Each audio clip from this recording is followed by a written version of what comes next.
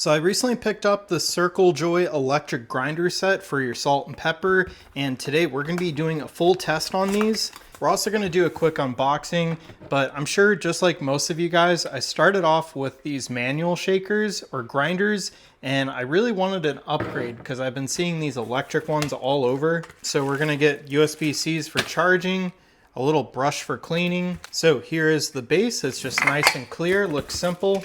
All right, so we have grinder number 1. We're just gonna set it down. And grinder number 2. And just in case you guys are curious, these do not come with salt and pepper. You guys will have to fill these up on your own. So I'm gonna go ahead and clean these out really fast, get them all dried, and then we're gonna go ahead and put salt and pepper in them. So it's been a while, we got these all clean and dry. Let's go ahead and start pouring our mixtures in here. We're gonna start with pepper.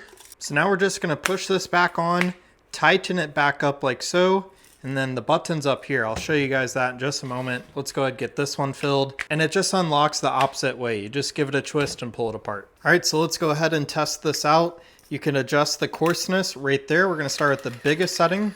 Now we're gonna go all the way down to the finest. And you can see how that's almost more of a powder.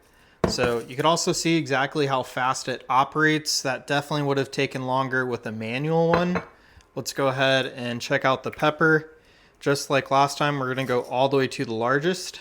So these are pretty big chunks here. It's going a little slower than the salt was, but still doing a good job.